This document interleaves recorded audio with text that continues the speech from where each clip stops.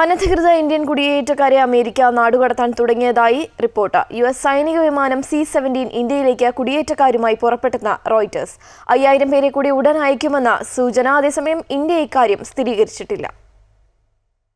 അമേരിക്കയിലെ അനധികൃത കുടിയേറ്റക്കാരെ അതത് രാജ്യങ്ങളിലേക്ക് തിരിച്ചയച്ചു തുടങ്ങിയിരുന്നു.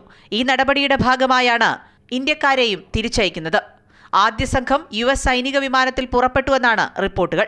ടെക്സസിലെ എൽ പ്ലാസോയിൽ നിന്നും കാലിഫോർണിയയിലെ സാന്റിയാഗോയിൽ നിന്നും 5000-ലധികം കുടിയേറ്റക്കാരെ നാടുകടത്താനുള്ള പദ്ധതികളാണുള്ളതെന്ന് പെന്റഗൺ സ്ഥിരീകരിച്ചു.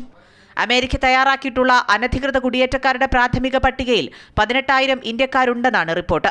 അമേരിക്കയിൽ നിന്ന് യാത്രാസമയം ഏറ്റവും കൂടുതൽ വേണ്ട രാജ്യങ്ങളിലൊന്നാണ് ഇന്ത്യ. 7.25 ലക്ഷം ഇന്ത്യക്കാർ യുഎസിൽ അനധികൃതമായി താമസിക്കുന്നുണ്ടെന്നും റിപ്പോർട്ടുകളുണ്ട്. മടങ്ങുന്നവരുടെ എണ്ണത്തിൽ മെക്സിക്കോയ്ക്കും എൽ സാൽവഡോറിനും പിന്നിലാണ് ഇന്ത്യ. അനധികൃത കുടിയേറ്റം സംബന്ധിച്ച് പ്രധാനമന്ത്രി നരേന്ദ്രമോദിയുമായും വിദേശകാര്യമന്ത്രി എസ് ജയശങ്കറുമായും യുഎസ് പ്രതിനിധികൾ സംസാരിച്ചിരുന്നു. സാധുവായ രേഖകളില്ലാതെ അമേരിക്കയിൽ താമസിക്കുന്ന ഇന്ത്യക്കാർക്ക് തിരിച്ചെത്തുന്നതിൽ തടസ്സമില്ലെന്ന് ഇന്ത്യ വ്യക്തമാക്കിയിട്ടുണ്ട്.